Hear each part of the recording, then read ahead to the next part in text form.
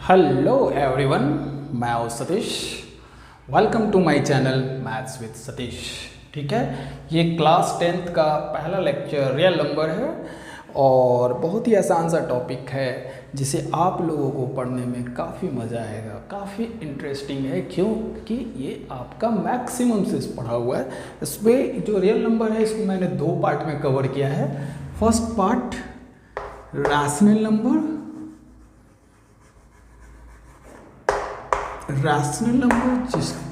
जिसमें हम लोग को HCF और LCM के बारे में पढ़ना है, और सेकंड पार्ट में मैंने इरेशनल नंबर कवर किया है।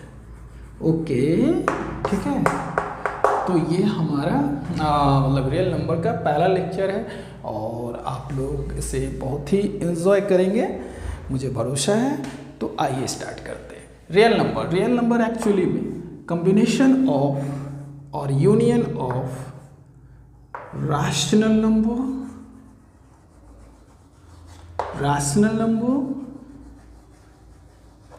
और दूसरा इरेशनल नंबर।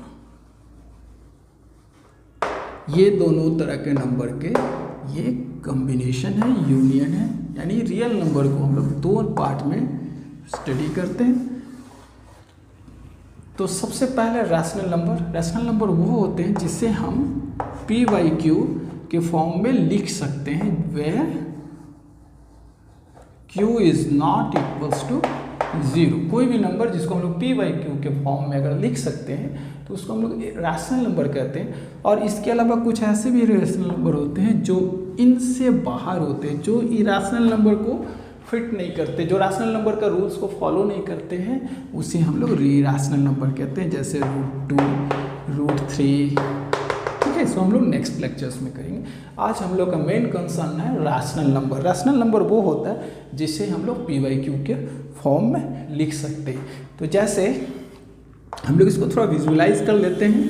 ये हमारे पास एक लाइन है, ठीक है, यहाँ 0, 1, 2, 3, 4।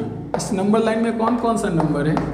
तो इस नंबर लाइन में हमारे पास इंटीजर्स है, जिसे ये सब इंटीजर्स है, नेचुरल नंबर्स भी कहते हैं। अगर 0 इंक्लूड कर दिए तो होल नंबर हो गया, ठीक है ना, और नेगेटिव भी इंक्लूड कर दिए तो both all of them are known as integers. ठीक है, अब इसके बीच में भी कुछ नंबर्स होते हैं, डेसिमल नंबर, जैसे सपोज दैट यहाँ पे हम लोग ले लेते हैं हाफ। ठीक है, यहाँ पे कोई 5/2 है, यानी 2.5। तो ये फ्रैक्शंस भी जो हो गया हमारा रैशनल नंबर के कैटेगरी में ही आता है। यानी कि अगर हम लोग इसको समझना चाहेंगे तो रैशनल नंबर जो है हमारे पास, रैशनल नंबर्स और यूनियन ऑफ रैशनल नंबर में हम लोग कह सकते हैं इंटीजर्स आ गए और प्लस फ्रैक्शंस, दोनों, है ना, यानी कि जिसको डेसिमल नंबर कहते हैं। क्लियर है? बहुत सिंपल सा चीज़ है। आई होप सबको पहले से पता था, एक तरह से मेरा सब हो गया। नाउ नेक्स्ट हम लोग आते हैं fundamental theorem on arithmetic. Fundamental theorem on arithmetic मतलब ये क्या चीज़ है, ये भी सब जानते हैं, लेकिन इसका एक नाम दे दिया गया है तो हम लोग उसको करते हैं।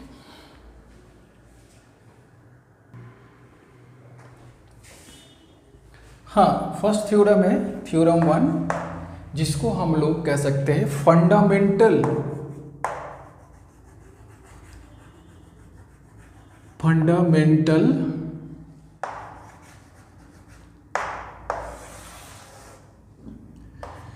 Theorem on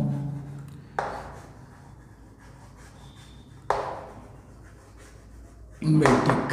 fundamental theorem of arithmetic.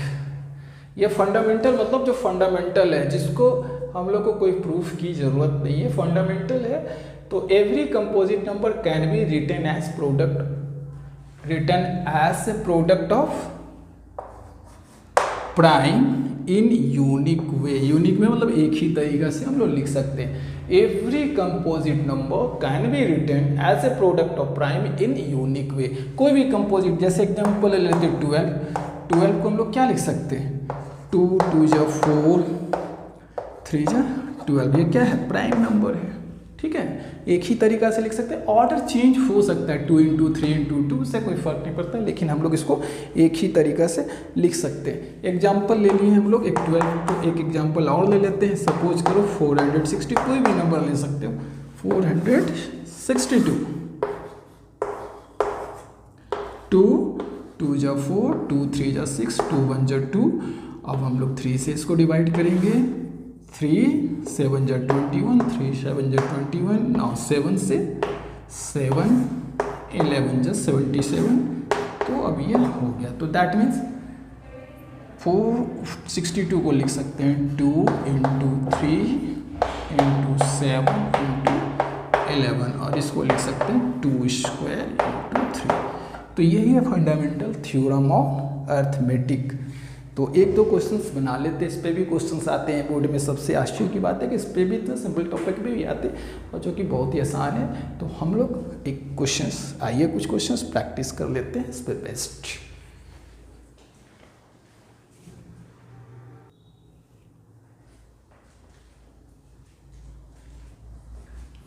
Now question number 1, ये एनसीईआरटी से, check whether 6 can end with digit 0 for any natural number n 0, मतलब 6 का पावर n का एंड में 0 आ सकता है या नहीं। जैसे 6 का पावर n, जहाँ पे n नेचुरल 1 है, अगर 1 लेते हैं तो 6, 2 लेते हैं तो 36, 3 लेते हैं तो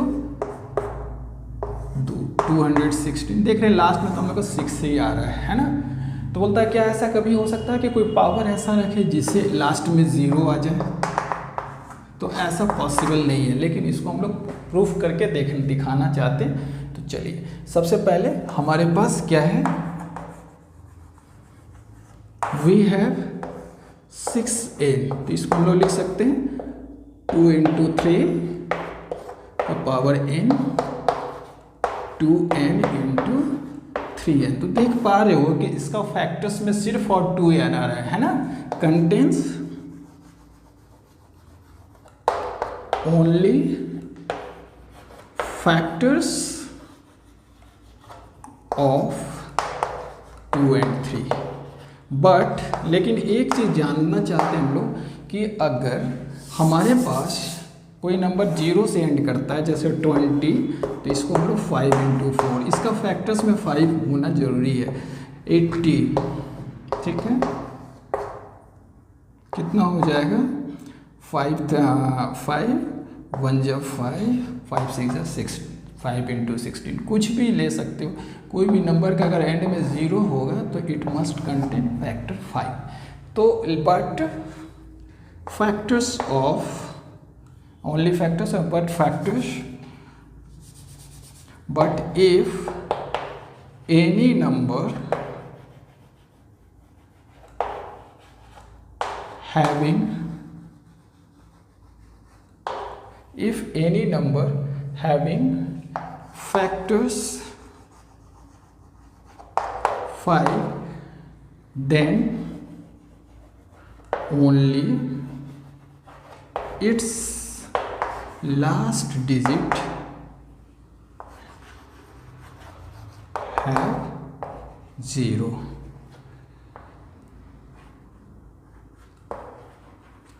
फोर 6, ठीक है।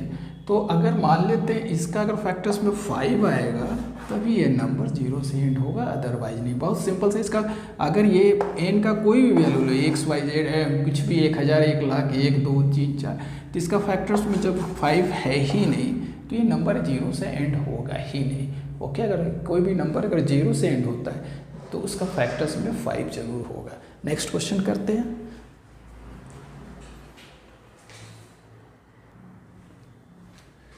Explain why 7 into 11 into 13 plus 13 are composite number. देखो बहुत सिंपल सा क्वेश्चन है ये, और ये 2025 में आया भी है 7 × 11। तो हम लोग के पास जो नंबर है 7 × 11 × 13 + 13, इसमें से हम लोग 13 कॉमन ले लेते हैं। 7 × 11, क्योंकि 13 यहाँ भी है, कॉमन ले ही सकते हैं। 1, ठीक है। तो हो गया 13 × 7, 77 + 1, ये 77 + 1 78। अब ये हमारे पास दो फैक्टर्स में तो पहले ही टूट गया, ठीक है। अब इसको चाहेंगे तो हम लोग और फर्दर फैक्टर्स में भी तोड़ सकते हैं। तो 13 × 78 को अगर हम लोग तोड़ना चाहेंगे तो आराम से तोड़ सकते हैं। 13 का टेबल में तो अच्छा, चलो हम लोग एक काम करते हैं, 2 का टेबल में तो आएगा ही आएगा। 2 × 3 = 6 है ना, और 2 × 9 = 18, और फिर अब ये 3 से चल जाएगा 330, ठीक है। यानी कि 2 × 3 × 13, 13 दो बार है तो हम लोग इसको लिख सकते हैं 2 × 3 × 13 का स्क्वायर, ठीक है। हैंस ये फैक्टर्स में टूट गया, that means it is composite number.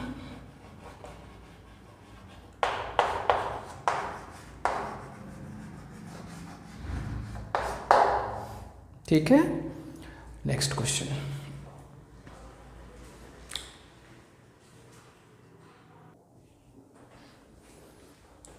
Now next topic है हम लोग का HCF एंड LCM, जिससे क्वेश्चंस परीक्षा में एग्जाम्स में काफ़ी आते हैं, ठीक है।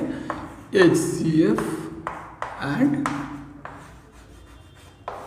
LCM, ठीक है। HCF का मतलब क्या होता है?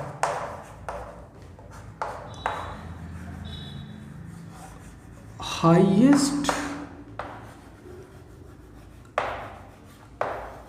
Common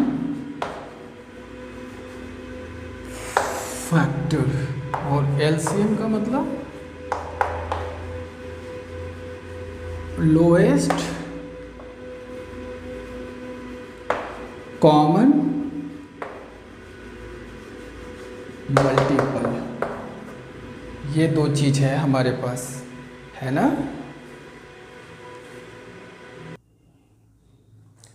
yes, highest common factor and lowest common multiple. देखो क्या है कि कॉमन, सबसे पहले हम लोग HCF को समझते हैं। मल्टी फैक्टर्स मतलब एग्जाम्पल से ही समझते हैं। कंसीडर, चलो हम लोग मान लेते हैं 12 एंड 8, दो नंबर लेते हैं 12 और 8। 12 का फैक्टर से निकालो, क्या आ जाएगा? 2 × 2 = 4, 3 × 12, मतलब 2² × 3, 8 का 2 × 2 × 2 यानी 2³ HCF का मतलब होता है कि हाईएस्ट कॉमन फैक्टर जो दोनों को डिवाइड कर दे, 8 को भी और 12 को भी। तो 12 को और 8 को तो हम लोग देख पा रहे हैं कि 2³ जो है ये हम लोग का तो नहीं डिवाइड कर पाएगा। हाईएस्ट कॉमन फैक्टर जो दोनों में कॉमन है, तो 2² जो है दोनों में आएगा। 2³ मतलब 2² तो है ही, है ना। तो हम लोग देख पा रहे हैं ये 2 और ये 2 यानी कि 4 दोनों में हमारा कंटेन कर रहा है। तो इसलिए हम लोग इसको कह सकते हैं कि HCF ऑफ 12 एंड 8 = 4। 2 × 2 = 4 दोनों में है, यानी कि 4 एग्जैक्टली 12 को भी डिवाइड कर रहा है, 8 को भी। जैसे हम लोग एक प्रैक्टिकल एग्जांपल लेते हैं। मान लो ये 12 मीटर का एक हमारे पास फ्लोर है और एक 8 मीटर का है। हम लोग इसमें चाहते हैं कि मैक्सिमम नंबर मतलब कि मिनिमम नंबर ऑफ टाइल्स होना चाहिए, ताकि ये जॉइंट कम दिखे और अच्छे से एग्जैक्टली कटिंग भी ना हो। तो हम लोग देख रहे हैं कि 4 के टेबल में 12 आता है, 4 × 3 = 12 और 4 × 2 = 8। तो देखो अगर हम लोग टाइल्स जो लेंगे, है ना, ये स्क्वायर टाइल्स अगर हम लोग लेते हैं, ये 4 और 4 डायमेंशन, इससे 4 आया है ना। तो ये देखो 1 4 4 4 एग्जैक्टली हम लोग का 3 टाइल्स इस साइड से, 2 टाइल्स इस साइड से। तो ये हम लोग HCF फाइंड करके क्या हम लोग के लिए अप्रोप्राइट रहेगा हम लोग निकाल लिए। तो कितना नंबर ऑफ टाइल्स हो गया, 6 टाइल्स लग जाएगा और एग्जैक्टली फिट भी हो जाएगा। तो HCF मतलब हो गया जो कॉमन पार्ट होगा, जो उनका जो कॉमन फैक्टर्स होगा, दैट इज HCF। ओके, अब हम लोग एक LCM का भी एग्जांपल ले लेते हैं। LCM क्या होता है, फिर आगे हम लोग करते हैं।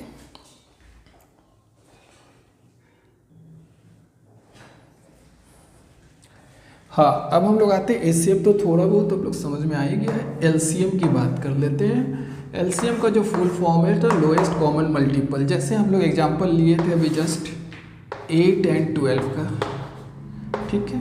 तो 8 को हम लोग क्या लिख सकते हैं, 8, 8 2 जा 16, 8 3 जा 24। सिमिलरली 12 को लिख सकते हैं 12, 24 एंड 36 एंड सो ऑन। तो हम लोग देख रहे हैं 8 के टेबल में सबसे पहले एक ऐसा नंबर जो कि हम लोग के दोनों के टेबल में आ रहा है वो है 24, इसमें भी है इसमें भी है। तो इन दोनों का जो लोएस्ट कॉमन मल्टीपल है दैट इज 24। तो इसको फाइंड कैसे करेंगे, ठीक है, जो दोनों के टेबल मल्टीपल मतलब दोनों का ये हो, ठीक है। तो कैसे निकालते हैं, चलो पहले 8 को लिख लेते हैं, ठीक है। 8 को क्या लिखे थे हम लोग, 2 क्यूब। 12 को क्या लिखे थे, 2 2 जा 4, 2 जा 4 3 जा 12, यानी 2 स्क्वायर इंटू 3। तो अब हम लोग के पास अगर LCM की बात आती है तो मल्टीपल चाहिए, तो जो दोनों में से जो सबसे ज़्यादा बार है 2 क्यूब, ये दोनों में से हम लोग इसको नहीं, इसको कंसीडर करते हैं और 3 बच गया, 2 क्यूब हो गया 8, 8 3 जा 24। इस तरीक़े से हम लोग LCM निकाल देते हैं, ठीक है ना। एक नेक्स्ट क्वेश्चन लेते हैं LCM को समझने के लिए, एक प्रैक्टिकल एग्जाम्पल लेते हैं, है ना। ये भी NCERT से ही मैंने उठाया है, ठीक है। इसको हटाते हैं।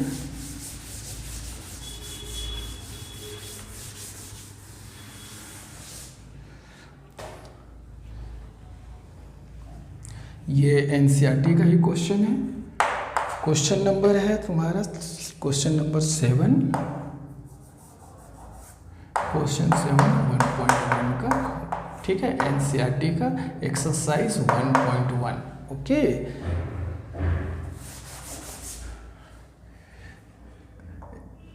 क्वेश्चन नंबर 7 है एक्सरसाइज 1.1, ठीक है, NCERT। देखो क्वेश्चन ये है, ऐसा है कि एक सर्कुलर पाथ है और इस सर्कुलर पाथ में किसी पॉइंट से 2 बच्चे, ठीक है, दोनों बच्चे सोनिया और रवि दौड़ना स्टार्ट करते हैं। सोनिया एंड रवि।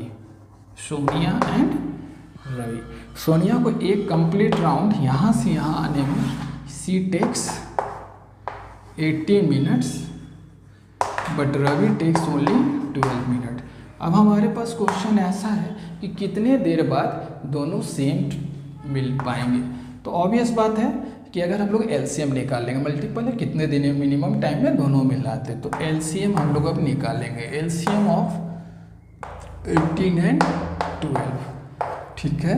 18 को हम लोग क्या लिख सकते हैं, LCM निकाल लेते हैं। देखो LCM अगर डायरेक्टली नहीं क्लियर हो रहा है तो ऐसे भी कर सकते हो, 18, 2 9 जा 18,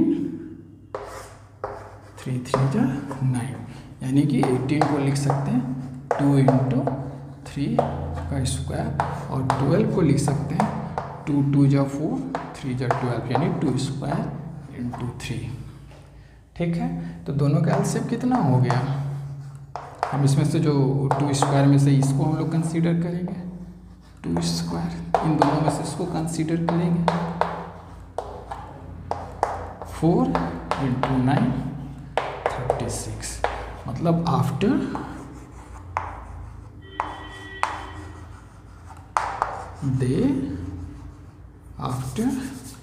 36 minutes they meet again, ठीक है। एक 36 मिनट बाद ये 2 राउंड कर पाएगी और ये 3 राउंड कर चुका होगा। आई होप क्लियर हो गया होगा HCF एलसीएम का कॉन्सेप्ट। इसमें तो कोई दिक्कत नहीं होनी चाहिए जहाँ तक मुझे लग रहा है। अब हम लोग क्या करते हैं, एक रिलेशन है HCF एलसीएम का, उसको भी हम लोग देख लेते हैं, फिर 2-3 क्वेश्चन और हम लोग उठा लेंगे और उसके बाद फिर आपका क्रिस्टल क्लियर हो जाएगा ये क्वेश्चन।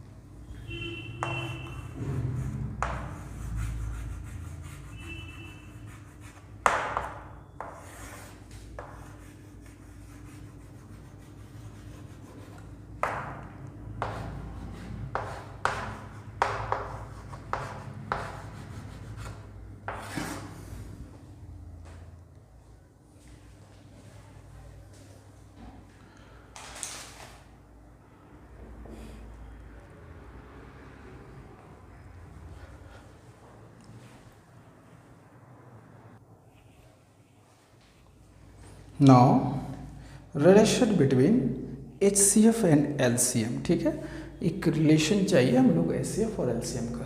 तो जैसे इसके लिए रिलेशन मैं पहले लिख देता हूँ, फिर हम लोग एक्सप्लेन करेंगे। ओके,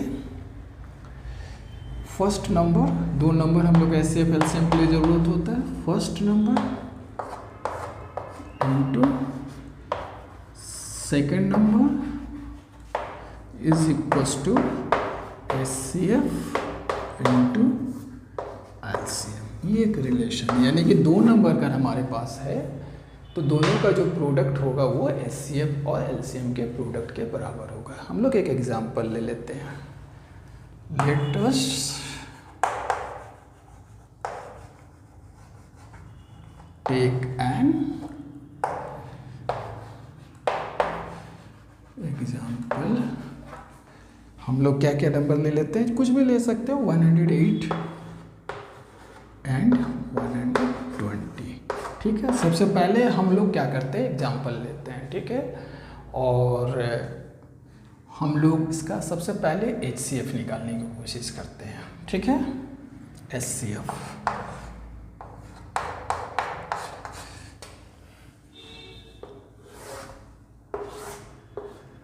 108, 2 5 जा 10, 2 4 जा 8, 2 27, 3 9 जा 27, 3 3 जा 9।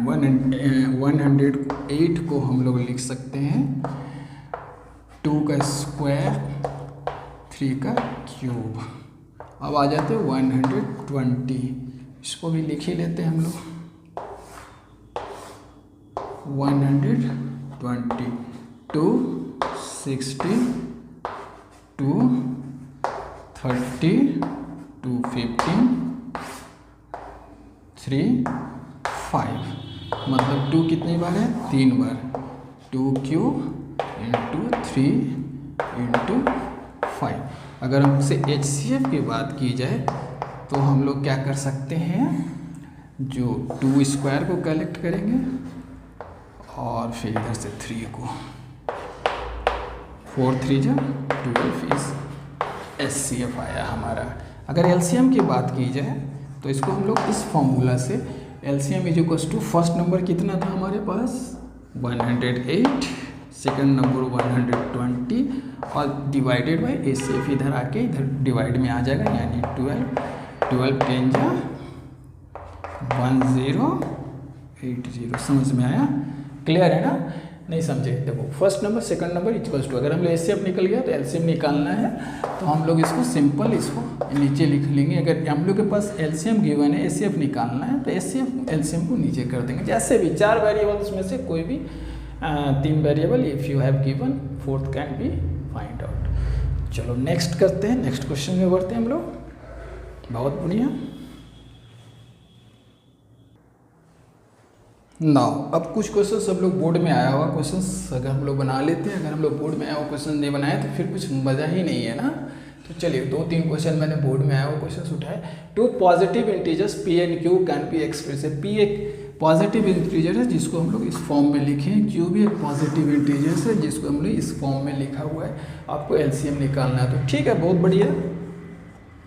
पी 18 को क्या लिख सकते हैं, 2 × 3 × 3, 2 3 × 6 3 × 18 यानी 3 square a square b 4।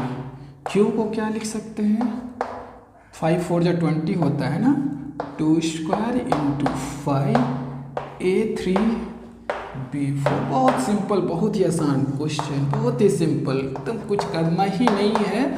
Simple सा चीज़ है, दोनों में एलसीएम पूछ रहा है। जो मैक्सिमम 2 और 2 स्क्वायर में किसका पावर है, मैक्सिमम 2 स्क्वायर। अब 3 देखते हैं, 3 इन दोनों 3 तो है ही नहीं यहाँ पे, तो 3 स्क्वायर ही लिखना होगा हम लोग को, है ना, × 5, ये भी हो गया। अब a स्क्वायर और a क्यूब में a क्यूब, b स्क्वायर और b 4 तो दोनों में ही है, तो b 4 तो सेम ही है, b 4 लिखना ही पड़ेगा हम लोग को। तो हो गया 2 2 × 4, 4 9 × 2 स्क्वायर, एलसीएम पूछ रहा है ना, 2 स्क्वायर फिर 3 स्क्वायर, ठीक है।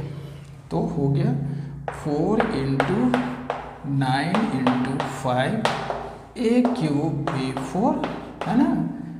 तो कितना हो गया, 5 9 × 45, 45 180 a cube b 4। This is the LCM p cube. Okay, बहुत सिंपल क्वेश्चन। नेक्स्ट क्वेश्चन करते हैं सीबीएसई पेपर से ही। Next question from CBSE 2000 paper of 2025। ये भी बहुत ही आसान क्वेश्चन है। You have given x = a b cube and b y = 2। तो सबसे पहले आपको पूछा जा रहा है एचसीएफ और एलसीएम का डिफरेंस। तो हम लोग लिख लेते हैं x = a b क्यूब और y = a क्यूब b। तो एचसीएफ कितना आ जाएगा, तो दोनों में से हम लोग a को उठाएंगे और इन दोनों में से b को उठाएंगे। a b is the HCF. LCM of HCF of x, y।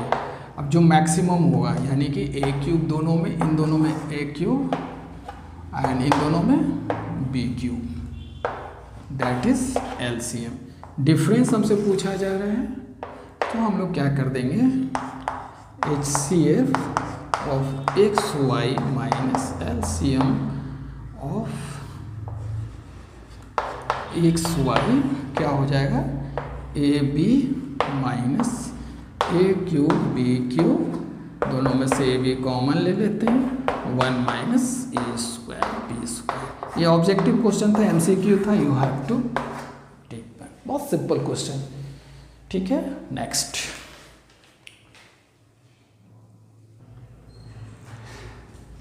Last question आज का लेक्चर का, ये जो है हमारा यूपीएससी बोर्ड का क्वेश्चंस देखने में इतना बड़ा लग रहा है कि थोड़ा लेंदी लग रहा है, लेकिन एक्चुअली है सब बहुत ही सिंपल सा question.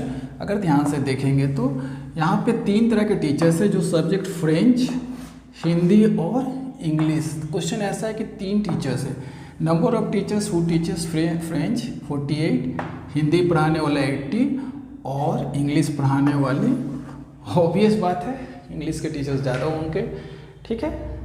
Respectively find the maximum number of rooms required if each room of the same numbers of teachers seated and all of them are of same subject, ठीक है। सारे टीचर्स जो है कि कितने रूम अलॉट किया जाए सारे टीचर्स के लिए कि हर रूम में एग्जैक्टली सेम टीचर्स हो और सेम सब्जेक्ट के हो, एग्जैक्टली सेम सब्जेक्ट के हो और सेम नंबर ऑफ, क्योंकि किसी में ज़्यादा टीचर्स किसी में कम टीचर्स रहेंगे तो थोड़ा सही नहीं रहेगा। तो हम लोग क्या करेंगे कि ये तीनों के लिए हम लोग को HCF निकालना होगा, क्योंकि सबके फैक्टर्स दिमाग में ये नॉक करना चाहिए कि 3 नंबर है और सेम टीचर्स होना चाहिए, तो फैक्टर्स HCF निकालेंगे। ठीक है, तो सबसे पहले हम लोग क्या करेंगे, फैक्टर्स निकाल लेते हैं। ठीक है, तो सबसे पहले लिख लेते हैं 48, 80 और 144। अगर आप इसको फैक्टर्स निकालेंगे तो आप देखेंगे 24 × 3 आएगा, 24 यानी 16, 5 जा 80 और 144 अगेन 24 इंटू हम लोग अगर करना चाहेंगे तो 9 आ जाएगा यानी 3 स्क्वायर। तो HCF तो बहुत सिंपल सा चीज़ है, सब में कॉमन क्या है 24 का मतलब हो गया HCF जो है हमारे पास वो आ गया 16। इतना ही तो काम था, यानी कि ईच रूम 16। अब देखो क्या है इसमें कि कितना हमारे पास हो गया 16, यानी कि एक रूम में कितने टीचर्स बैठेंगे 16 teachers are seated in each room. तो टोटल नंबर ऑफ टीचर्स कितना है, टोटल नंबर्स ऑफ टीचर्स। भाई सिंपल सी चीज़ है, एक रूम में 16 टीचर्स हैं, 32 होंगे तो 2 रूम की ज़रूरत होगी, है ना। तो उस तरह से कितना है, तो सबसे पहले कितने टीचर्स चाहिए हमें, तो टोटल नंबर ऑफ टीचर्स, तो नंबर ऑफ रूम्स जो हो जाएंगे नंबर ऑफ रूम्स, ठीक है, total number of teachers divided by क्या, नंबर ऑफ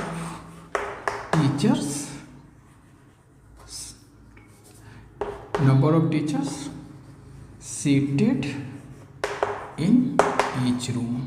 ठीक है, तो ये हो गया हमारे पास total of number of teachers. Add कर लेते हैं 48 + 80 + 144, यानी कि 48 + 80 + 144 डिवाइडेड बाई 16, ये हो गया 272 divided by 16 is equal to, इसको अगर हम लोग डिवाइड करना चाहेंगे तो इट विल कम्स 70, मतलब कि 70 रूम्स मस्ट बी नीडेड। ठीक है ना, आई होप समझ में आ गया होगा। ठीक है, हमारे पास 48, 80 एंड डिफरेंट सब्जेक्ट्स के टीचर्स थे। ठीक है, और हम लोग को हर रूम में कितने रूम मिनिमम चाहिए, ठीक है, ताकि हम लोग सब में इक्वल नंबर ऑफ टीचर्स डाल सके और सेम सब्जेक्ट का होना चाहिए, 2 कंडीशन। तो सब ऑब्वियस बात है कि इसका फैक्टर्स ढूंढेंगे, 48, 80 और 140 सबको पहले हम लोग फैक्टराइज कर लिए हैं। फैक्टराइज करने के बाद इसको हम लोग देखें तो इसका जो HCF आया है हमारा दैट इज 16, है ना। अब हमारे पास टोटल नंबर ऑफ टीचर्स यानी कि 16 टीचर्स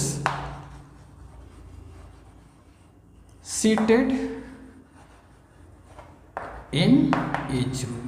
ठीक है, तो टोटल नंबर ऑफ रूम्स क्या होगा कि टोटल नंबर ऑफ टीचर्स को number of teachers in room से डिवाइड कर देंगे। टोटल हमारे पास 272 टीचर्स थे, 16 रूम, एक रूम में बैठेंगे, total number of rooms. I hope clear हो गया, सिंपल क्वेश्चन था, दिखने में बस थोड़ा डरावना था। Okay, thank you, I hope all of you enjoys my this lectures and understood it very well.